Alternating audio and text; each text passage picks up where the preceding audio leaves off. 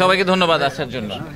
আচ্ছা, আমরা আজকে তো সারাদিন অনেকগুলো টার্মিনাল ভিজিট করব। তো আমার যেটা প্রাইমারি ম্যান্ডেট সেটা হচ্ছে ইনভেস্টমেন্ট, আপনারা যেটা জানেন, আর হচ্ছে জব ক্রিয়েশন বাংলাদেশের জন্য। তো আমি ইনফ্যাক্ট এই এপিএমের যে ওদের যে হেডকোয়ার্টার নেদারল্যান্ডসে, ওখানে গিয়েছিলাম গত মাসে। তো এবং ওনাদের পোর্টের যে ওনারা তো বিভিন্ন দেশে পোর্ট অপারেট করেন, আপনারা জানেন যে ওনারা ওয়ার্ল্ডের সবচেয়ে one of the biggest port operators. তো ওনাদের যেই সিইও, তার নিচে চিফ ইনভেস্টমেন্ট অফিসার বলে একজন আছে, উনি আমার চাকরিটা আর কি ধরেন ওনার ওই কোম্পানির হয়ে করেন। তো ওনার সাথে আমার একটা ইন্টারাকশন হয়েছিল, আমি ছোট্ট করে গল্পটা একটু বলি। সেটা হচ্ছে যে উনি বলছিলেন যে ওনার ছেলে এবং তার বন্ধুরা তাকে জিজ্ঞেস করছিল যে আপনি কি চাকরি করেন, মানে আপনি হোয়াট ডু ইউ ডু। তো উনি বলেছেন যে আমি এরকম বড় একটা পোর্ট কোম্পানির চিফ ইনভেস্টমেন্ট অফিসার। তো এইটা তো আমাদের জেনজির জন্য এটা ইম্পর্টেন্ট না যে আপনি একটা পোর্ট কোম্পানির বড় অফিসার। তো বলছে যে না, তবে আপনি অ্যাকচুয়ালি মানুষের জন্য কি করেন। তো ওইটার এক্সাম্পল হিসাবে ওনারা এত 60টার উপরে দেশে অপারেট করেন, কিন্তু এই সব কিছুর পরে বাংলাদেশে ওনারা এখনও শুরু করেননি। কিন্তু উনি এক্সাম্পল দিয়েছেন বাংলাদেশের।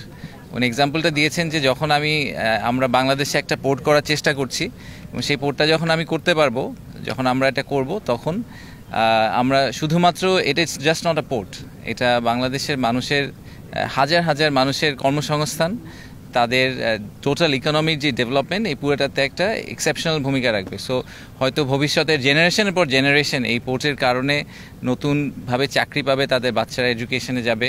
So this is one journey, যেই জার্নির ভিতর আমরা যারা পার্ট হতে পাওয়ার সুযোগ পাচ্ছি, আমরা we are becoming part of history. So আমাদের একটা হিস্ট্রি তৈরি করার সুযোগ আছে। আমরা সব সময় বলি যে বাংলাদেশের কিন্তু প্রায় 50% পপুলেশন হচ্ছে গিয়ে 25 বছরের নিচে বয়স, তাই না? সো এটা এত ইউনিক, আপনি পৃথিবীর আর কোনো দেশে এই পপুলেশন পাবেন না।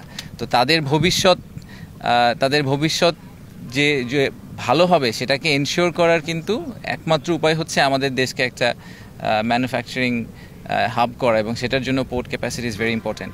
তো আমার সাথে ওনাদের যে কথা হয়েছে, সেখানে প্রাইমারি যেটা ওনাদের অ্যাসেসমেন্ট, সেটা হচ্ছে যে এখানে এই পোর্টটা করতে, এটা একটা obviously state of the art এবং গ্রিন একটা পোর্ট হবে, এবং এই গ্রিন পোর্টটা করতে ওনাদের রাফলি $800 মিলিয়ন মতো লাগবে। এই পুরাটাই এফডিআই হিসাবে বাংলাদেশে আসবে। এখানে কিন্তু সরকার কোনো 1 টাকাও দিচ্ছে না, এবং পুরাটাই ওনারা বিদেশ থেকে ফরেন ডিরেক্ট ইনভেস্টমেন্ট হিসেবে আনবে। কনটেক্সট হিসেবে বলি, আপনারা জানেন যে বাংলাদেশের এফডিআই নাম্বারটা কিন্তু খুবই ছোট। আমাদের যেটা জেনুইন ট্রু এফডিআই, যেটাকে আমরা বলি যে একুইটি হিসাবে যে নাম্বারটা ঢোকে, সেই নাম্বারটা কিন্তু প্রতি বছরই আমাদের 400, 500, 600, 700 মিলিয়নের বেশি আসে না। তো এই একটা প্রজেক্টে যদি আমাদের $800 মিলিয়ন এফডিআই আসে, এবং এপিএম এর মতো একটা ভালো কোম্পানি থেকে, সেটা আমাদের দেশের ইকোনমির জন্য এবং ওভারঅল আমাদের ফাইন্যান্সিয়াল হেলথের জন্য is very very crucial. So আমরা এই জন্য সরকার থেকে চেষ্টা করছি যে আমাদের লং টার্ম ভিশন বা অ্যাম্বিশনের সাথে এটা অ্যালাইন্ড।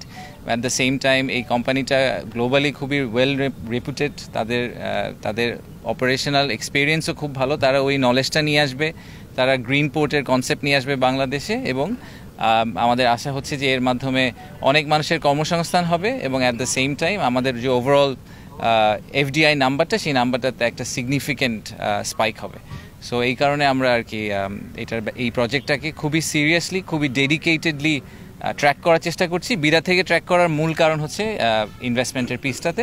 সো আপনারা প্রায়ই দেখবেন যে আমরা হয়তো এটা নিয়ে কথাবার্তা বলবো, কারণ আমরা ওনাদের সাথে খুব কাছাকাছি একসাথে কাজ করার চেষ্টা করছি। আমরা যতটুকু জানি যে চট্টগ্রাম বন্দরের যে এনসিটি, সেই এনসিটিতেও আপনারা বিদেশি অপারেটর আনার জন্য সিঙ্গেল বুমের যে গ্যান্ট্রি কেনগুলো আছে, এগুলোর ক্যাপাসিটি হচ্ছে ঘন্টায় সর্বোচ্চ 30 বক্স বা কন্টেনার।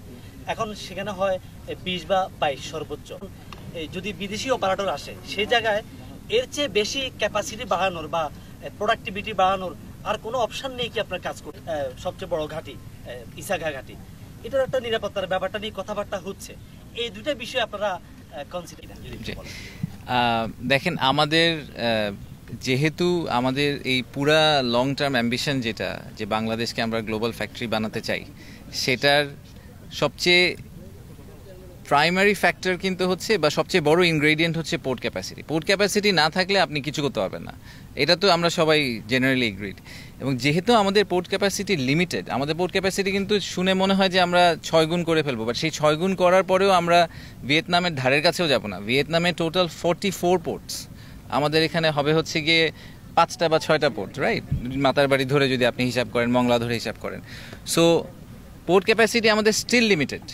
তো এই লিমিটেড পোর্ট ক্যাপাসিটিতে আমাদেরকে মোস্ট এফিশিয়েন্ট এবং বেস্ট ওয়েতে পোর্ট ম্যানেজ করতে হবে। তো বেস্ট ওয়েতে পোর্ট ম্যানেজ আপনি কীভাবে করবেন? বেস্ট অর্গানাইজেশন দিয়ে করাবেন, রাইট?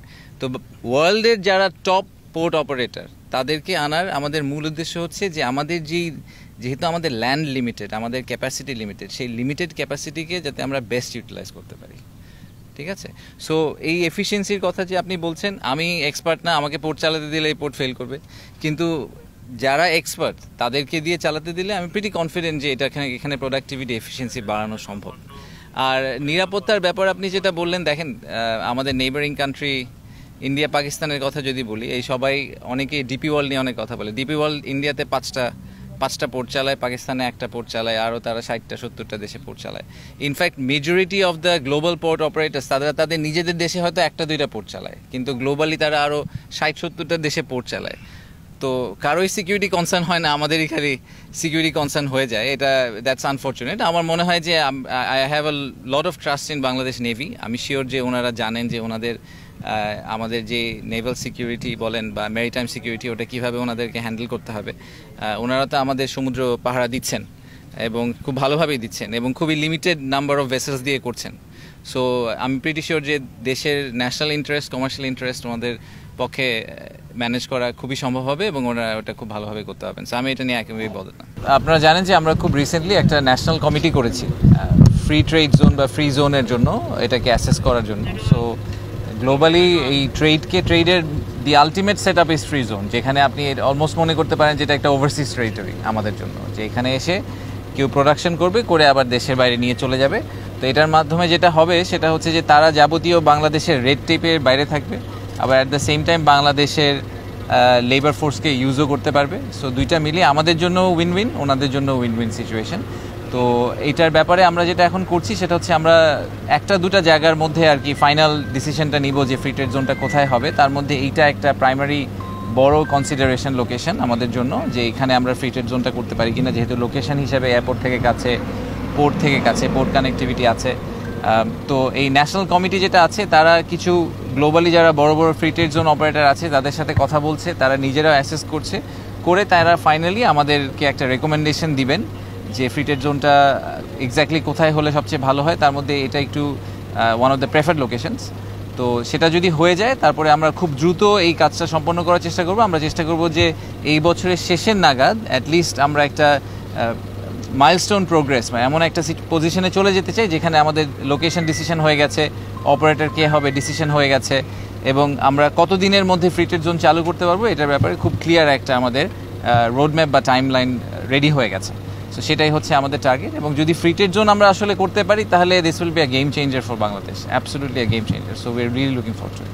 এফডিআই এর যে ব্যাপারটা, আবারও আমরা এফডিআইতে একটু ফেরত আসি। এখানে আপনারা দেখেছেন যে আমরা ওয়ার্ল্ড ব্যাংকের ফান্ডিংয়ে কিছু কাজ করছি, সরকার থেকে কিছু ফাইন্যান্সিং হচ্ছে, যেটা ব্রেক ওয়াটার হবে সেটা ওয়ার্ল্ড ব্যাংকের ফান্ডিংয়ে হবে। আর সেই সাথে এডিবি আমাদের সাথে কাজ করছে অ্যাডভাইজার হিসেবে, তাদের সাথে আমরা কাজ করছি। বাট সবচেয়ে এটা ইম্পর্টেন্ট ব্যাপার, আমরা আবারও যদি এফডিআইতে ফেরত আসি, যে এখানে যেই দুটি পোর্ট অপারেটরের কথা বলা হচ্ছে, পিএসএ সিঙ্গাপুর, যারা সিঙ্গাপুরকে নিয়ে, সিঙ্গাপুরের পোর্ট ক্যাপাবিলিটি নিয়ে তো আর বলার কিছু নাই। আপনারা সবাই জানেন যে একটা ছোট্ট দেশ কীভাবে তারা কিন্তু আমাদের সাথে একই সময় স্বাধীন হয়েছে, স্বাধীন হয়ে তারা আজকে একটা কমপ্লিটলি ডিফারেন্ট লেভেলে চলে গেছে, এবং সেটা চলে যাওয়ার পিছিয়ে তাদের পোর্টের কন্ট্রিবিউশন সবচেয়ে বেশি। তারা তো একটা ট্রেডিং হাব হিসেবে পরিণত হয়েছে। সো পিএসএর খুবই ভালো এক্সপিরিয়েন্স, তারা ওই এক্সপিরিয়েন্সটা নিয়ে আসবে, আমাদের সাথে বেস্ট প্র্যাকটিসগুলো নিয়ে আসবে, এবং আমরা এস্টিমেট করছি যে এই পিএসএ এবং ডিপি ওয়ার্ল্ড রাফলি $1 বিলিয়ন করে এই প্রজেক্টে ইনভেস্ট করবেন। সো 1 বিলিয়ন করলে প্রথম দুইটা সিটি 1 সিটি 2তেই আমরা প্রায় $2 বিলিয়ন মতো একটা ফরেন ডিরেক্ট ইনভেস্টমেন্টের চেহারা দেখতে পাবো। অবভিয়াসলি এটা কিন্তু ওভার টাইম হবে। সো আমরা যদি মনে করি যে 2026 সালে হঠাৎ করে $10 বিলিয়ন ইনভেস্ট, এইভাবে হয় না জিনিসটা, যে একটু গ্র্যাজুয়ালি আসবে। সো ওনাদের কনস্ট্রাকশন পিরিয়ডের মধ্যে ওনারা গ্র্যাজুয়ালি ইনভেস্ট করতে থাকবেন, এবং আমরা আশা করছি যে 2030-এর দিকে আমরা এই পোর্টগুলোকে চালু করতে পারবো।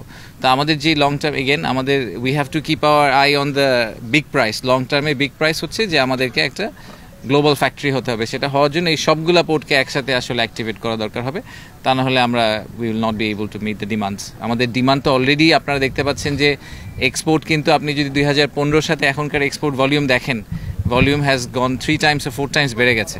তো নিজেদের আমাদের ক্যাপটিভ ডিমান্ড দিয়ে আমরা এখন কেটার করতে পারছি না, সেটা 2035 নাগাদ যে কোথায় গিয়ে ঠেকবে সেটাও আমরা জানি না। সো সেই হিসেবে আমাদের ডেফিনেটলি মনে হয় যে এই প্রজেক্টটা ইজ এ মাস্টার প্রজেক্ট। এটা আমাদের জন্য সবচেয়ে বড়, মানে চট্টগ্রাম এলাকার টার্মিনাল যে কটা প্রজেক্ট হচ্ছে তার মধ্যে এটাই সবচেয়ে বড়, সেটা আমাদের ফ্ল্যাগশিপ প্রজেক্ট। এবং এটা যখন হয়ে যাবে তখন এই এলাকার চেহারা আমরা আশা করছি কমপ্লিটলি চেঞ্জ হয়ে যাবে। বাট আমি যেই জিনিসটা একটু আগে জিজ্ঞেস করেছি, আমি বলবো যে এটা আমাদের কর্তৃপক্ষ সবারই একটু মাথায় রাখা দরকার। সেটা হচ্ছে যে 25,000 লোকের যদি কর্মসংস্থান হয়, তাদের সাথে 25,000 ফ্যামিলি, তার মানে আমরা তো ইজিলি বলছি 1 লাখ লোকের, জাস্ট মিনিমাম 1 লাখ লোকের কথা বলা হচ্ছে, যারা এডিশনাল এই চিটাগং শহর এই এলাকায় এসে থাকা শুরু করবে, এই এলাকায় কাজ করবে। তো তাদের বাসস্থান, তাদের চিকিৎসা, তাদের যাতায়াতের ব্যবস্থা এবং তাদের যে শিক্ষা, তাদের ফ্যামিলির এডুকেশনের যে পার্টটা, এই প্ল্যানিংটাও আমাদেরকে আসলে হয়তো পুরো ওভারঅল পিকচারের মধ্যে নিয়ে আসা উচিত এবং সিটি কর্পোরেশনের সাথে কাজ করে একসাথে একটু চিন্তা করা উচিত যে এই যে এমপ্লয়মেন্টের একটা সার্জ হবে, যদি এই সবগুলো প্রজেক্ট একসাথে দাঁড়িয়ে যায়, হঠাৎ করে বেশ কিছু হাজার হাজার মানুষ এডিশনাল চিটাগংয়ে এসে যোগ হবে কাজ করার জন্য, তো তাদেরকে আমরা আসলে অ্যাকোমোডেট চিটাগংয়ে কীভাবে করবো, তো সেইটা একটা is a master project that we also need to keep in our mind. ধন্যবাদ সবাইকে। ঠিক আছে, অন্য যেগুলো জায়গাগুলোতে আমরা গিয়েছি ওগুলোতে তো এখনো কিছু হয়নি, এখানে অলরেডি একটা কর্মযজ্ঞ চলছে। সো এটার থেকে আমাদের একটা it gives us an imagination. এটা কিন্তু আমরা বারবার বিভিন্ন জায়গায় ঘুরছি, আমরা ইমাজিন করতে পারছি না হয়তো যে আসলে চিটাগং আগামী 5 বছর পর দেখতে বা 10 বছর পর দেখতে কীরকম হতে পারে। একটা জিনিস একটু মাথায় রাখতে হবে যে এই বাংলাদেশের ফুল অ্যাম্বিশনটার মধ্যমণি হচ্ছে চট্টগ্রাম। হ্যাঁ, আমাদের যেটাকে আপনি মাস্টার প্ল্যান বলেন, অ্যাম্বিশন বলেন, যাই বলেন, আমরা বাংলাদেশকে যেখানে নিয়ে যাওয়ার কথা ইকোনমিক্যালি চিন্তা করছি, সেটার সবচেয়ে সেন্টার পিস হচ্ছে গিয়ে চট্টগ্রাম। এবং চট্টগ্রামের এই সেন্টার পিসটার একটা অংশ আমরা এখানে দেখতে পাচ্ছি। এই পোর্টটা আরও এফিশিয়েন্ট হবে, সাথে আরও অনেকগুলো পোর্ট দাঁড়িয়ে যাবে, and Chittagong will become basically the true commercial hub, যেটা আমরা সবসময় বলে আসছি যে ঢাকা হচ্ছে গিয়ে পলিটিক্যাল ক্যাপিটাল, ঢাকা হচ্ছে গিয়ে আমাদের ফাইন্যান্সিয়াল ক্যাপিটাল, বাট আমাদের কমার্শিয়াল ক্যাপিটাল সেটা হবে চট্টগ্রাম, এবং এই ট্রেডের কারণেই হবে।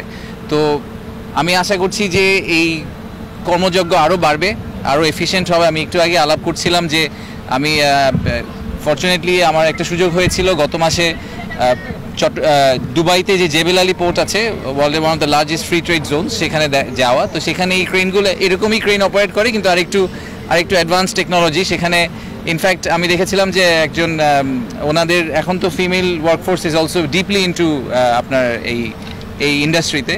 তো ওখানে পোর্ট অপারেটর যারা, ওনারা একটা কন্ট্রোল রুমে বসেন, ওটা আসলে এখানে না, ওই ক্রেন অপারেটররা বসেন ভিতরে একটা অফিস রুমে, ওখানে জয়স্টিকের মতো করে ওনারা।